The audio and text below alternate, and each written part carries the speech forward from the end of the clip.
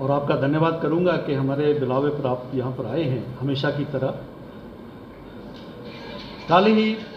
जम्मू कश्मीर के पूर्व मुख्यमंत्री और पीडीपी की प्रधान महबूबा मुफ्ती ने एक बयान दिया है, और बयान था वो किस कॉन्टेक्स्ट में था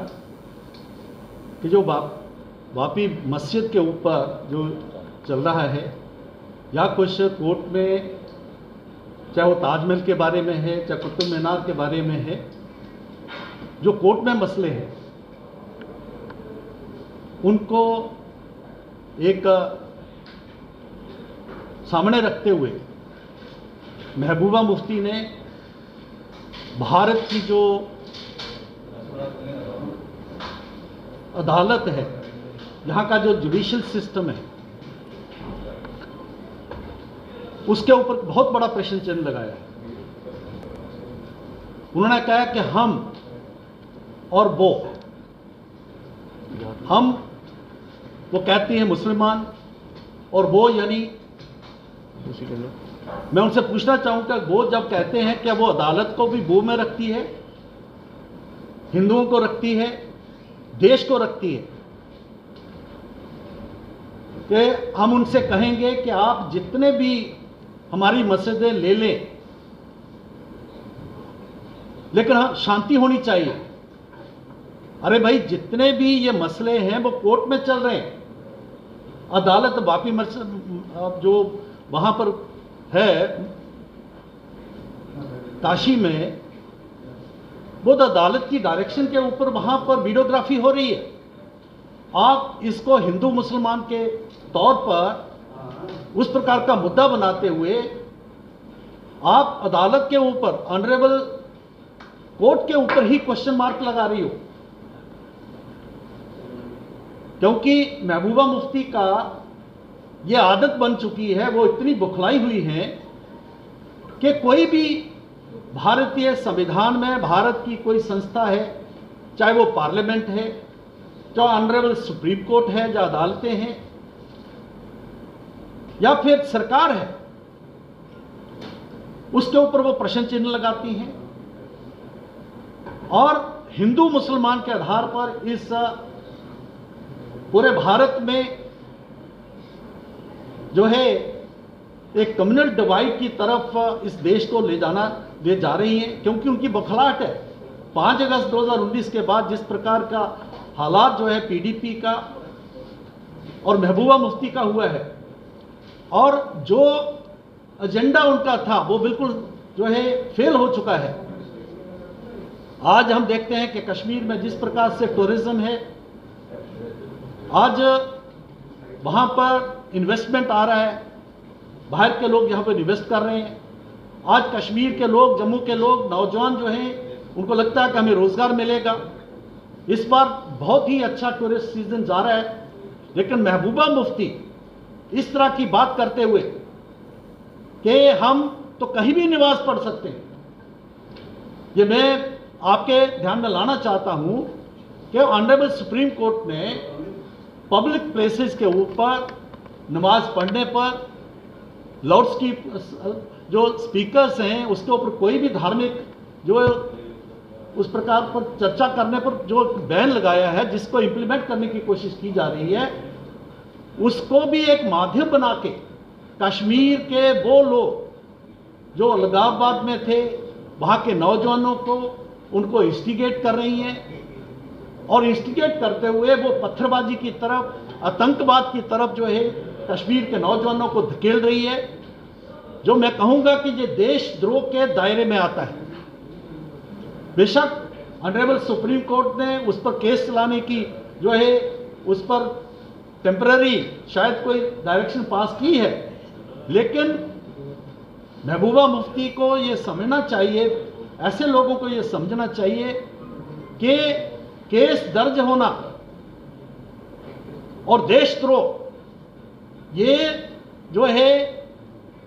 एक बहुत ही इंपॉर्टेंट जो कानूनी प्रक्रिया है, कानून है, इसकी इजाजत नहीं दे सकता देश। एक बात मैं और आपके ध्यान में लाना चाहूंगा कि ये वन अपमैनशिप उसका भी मसला है। महबूबा मुफ्ती, उमर अब्दुल्ला, डॉक्टर फारूक अब्दुल्ला जो ऐसे ही लोग हैं जो इस कंपटीशन में हैं कि जम्मू कश्मीर में जो माहौल जहां बना है शांति का, डेवलपमेंट का, उस माहौल को कैसा बिगाड़ा जाए और उसमें से कौन आगे निकलता है। उनको लगता है कि इससे कश्मीर में उनके वोट बनेंगे, आगे आने वाले जो इलेक्शंस में। ये उनकी भूल है। आज जम्मू कश्मीर के लोग उन्होंने इनको रिजेक्ट किया है और कहीं ना कहीं मुझे लगता है इसको एक टूल के तौर पर पाकिस्तान भी यूज कर रहा है, क्योंकि पाकिस्तान की भाषा और इन नेताओं की भाषा जो कश्मीरी नेता हैं उनमें कोई फर्क नहीं है। ऐसे मानो लगता है कि एक मकसद है कि किस प्रकार से भारत को बदनाम किया जाए, भारत की जो संस्थाएं हैं, ऑनरेबल सुप्रीम कोर्ट है, अदालतें हैं, यहाँ की सरकार है, उसको बदनाम किया जाए। और देखिए संयोग देखिए, जब हमारे प्रधानमंत्री नरेंद्र भाई मोदी, जबकि दुनिया जो है रशिया और यूक्रेन युद्ध के मद्देनजर एक थर्ड वर्ल्ड वार के कगार पर खड़ी है और प्रधानमंत्री जी यूरोप का दौरा कर रहे हैं और सभी को भारत की डेवलपमेंट, भारत में निवेश आए, भारत आर्थिक तौर पर आगे बढ़े, ये कोशिश कर रहे हैं और वर्ल्ड पीस के लिए कर रहे हैं। उस वक्त पाकिस्तान का रवैया और ऐसे जो नेता हैं उनका रवैया एक जैसा है, तो ऐसा लगता है कि जो एक बहुत बड़ा एक जो है एक षड्यंत्र जो है भारत के खिलाफ है। भारतीय जनता पार्टी इसकी कड़े शब्दों में भर्त्सना करती है और यह हम कहेंगे कि आप बाज आइए। अगर वो यासीन मलिक, वो शबीर शाह, वो जो बाकी जो अलगाववादी उग्रवादी थे, जो उस वक्त के प्रधानमंत्री, कांग्रेस के प्रधानमंत्री, कांग्रेस की चेयरपर्सन, जब बाकी लोग जिनके वहां गुश्तावे खाते थे उनसे मिलते थे, आज वो वक्त आया है कि वो आज जेलों में हैं, उन पर मुकदमे चल रहे हैं और अल्टीमेटली उनको सजा के वहां कगार पर है, सजाएं होंगी। तो इस वक्त आप अपनी इस बात से बाज आइए, क्योंकि अभी भारत जो है देश इस प्रकार की बात को कभी स्वीकार करेगा नहीं और जम्मू कश्मीर के लोग भी जो है इसको स्वीकार नहीं करेंगे, क्योंकि जम्मू और कश्मीर के लोग, चाहे घाटी के नौजवान हैं, चाहे जम्मू के जो है नौजवान हैं,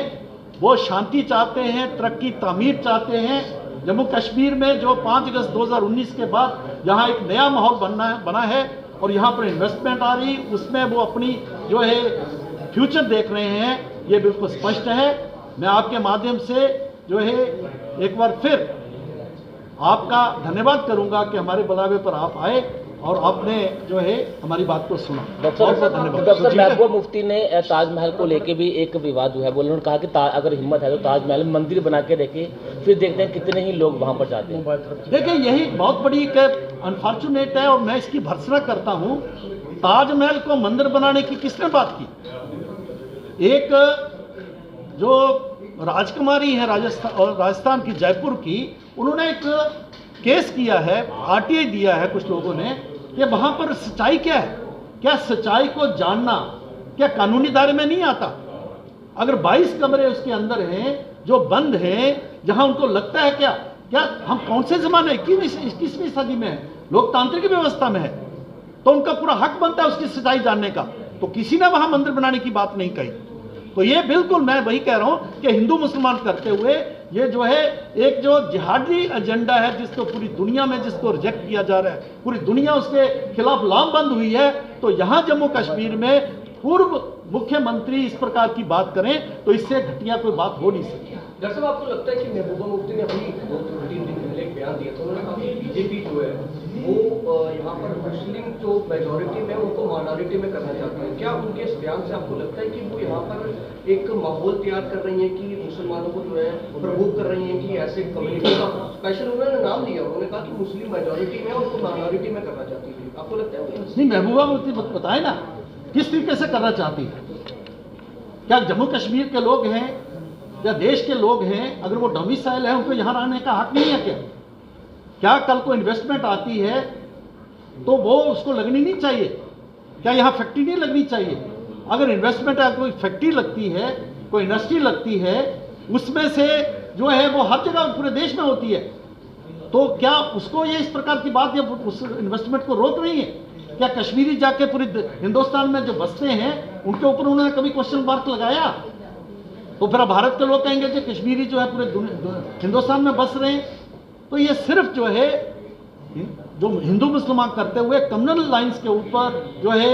जम्मू कश्मीर को और भारत को वो विभाजित करना चाहती हैं, वो जो है उनके जो षड्यंत्र है जिसको कभी भी देश इसको स्वीकार नहीं करे। डॉक्टर साहब, आपको लगता है कि जिस तरीके से मुफ्ती जी आए दिन इस तरह के बयान देती हैं, लेकिन जम्मू कश्मीर के जो पहले युवा थे आज भली भांति जानते हैं इन बयानों का कुछ खास असर नहीं पड़ता होगा उन पर, वो समझते हैं कि मुफ्ती का प्रोपेगेंडा जो है वो क्या है? बिल्कुल। अब देखिए कश्मीर में जाके देखिए, महबूबा मुफ्ती जम्मू में आके बोलती है, और वो जो कम्युनली सबसे सेंसिटिव एरिया है रजौरी पुंछ में, डोडा में आके बोलती है। कश्मीर में उसके जाने की हिम्मत नहीं है, वहां अंदर बंद कमरे में जरूर कोई बात कहेगी, लेकिन आज कश्मीर के लोगों ने उनको रिजेक्ट किया है, लेकिन उसकी कोशिश पूरी है, चाहे महबूबा मुफ्ती है, चाहे उमर अब्दुल्ला है, चाहे फारूक अब्दुल्ला है, कि वहां पर पत्थरबाजी, अफरा तफरी, बंद जो पहले रहा 5 अगस्त 2019 के पहले रहा, उसको फिर वैसा माहौल बने ताकि इनकी राजनीति की रोटियां जो हैं वो सिक सके। और यहाँ अगर कोई कल को मौत होती है, कोई मरता है, उग्रवादी मरता है, तो ये वहाँ पीटने के लिए जा सके, इस प्रकार की गोली चले, तो रोने पीटने की जो एक प्रक्रिया थी, जो इनका एक स्ट्रैटेजी थी, मोड ऑफ एक्शन था, उसमें फिर वो आना चाहती हैं। लेकिन मुझे लगता है कि जम्मू कश्मीर के लोग उनको ये मौका नहीं देंगे। सर 19 मई में जिस तरह आपको दोबारा हियरिंग होगी तो यासीन मलिक के साथ साथ बिट्टा कराटे का नाम जो है वो भी उसमें आया गया है, क्या उम्मीद जता रहे हैं जो सजा यासीन मलिक को होनी चाहिए, क्या वो बिट्टा कराटे को भी मिल पाएगी? देखिए, मेरी जानकारी में जो है यासीन मलिक को तो अभी ईडी ने जो हवाला वगैरह का उसका जो है केस चल रहा है, अभी बहुत से केस हैं। 8 एयरफोर्स अफसर को मारा है, लस्सा कौल को मारा है, नीलकंठ गंजू जिन्होंने मकबूल भट्ट को जो फांसी दी थी उनको मारा है, उनकी हत्या की है। वहाँ की महिलाओं को जो सारा जो बेसिकली JKLF ही था जिसने इसकी शुरुआत की, वो मास्टरमाइंड है। और इसी प्रकार से बिट्टा कराटे ये जो सारे लोग थे ये उसके उन्होंने तो बिल्कुल एक हैवानियत का भी पार कर दिया था। यासीन मलिक ने तो उनको सभी को फांसी होगी, अभी इसका प्रक्रिया अभी तो शुरुआत है, अब देखेंगे आगे क्या होता है। यासीन मलिक ने स्वीकार किया है कि वो आतंकवादी गतिविधियों में शामिल रहा है, कई लोगों ने हत्या की है, किस तरह की सजा जो है वो यासीन मलिक और बिट्टा कराटे को मिलती है? क्योंकि यासीन मलिक खुद स्वीकार किया है कि उसने हत्या की है वहाँ पर। हाँ बिल्कुल, उसमें एडमिट किया, उसके बाद इसके बाद कोई चारा नहीं था, क्योंकि जिस तरीके के चार्जेस फ्रेम हुए NIA कोर्ट ने किए हैं, जिस तरीके सरकार ने चार्जेस बनाए हैं, अल्टीमेटली उसके पास कोई चारा नहीं था। लेकिन अभी ये 1-2 केसेस की बात है, अभी तो बहुत बड़े केसेस चलने वाले हैं। और यही नहीं, बाकी जितने भी लोग जेल में या जेल में नहीं भी होंगे उनको भी बख्शा नहीं जाएगा, ये बिल्कुल स्पष्ट है।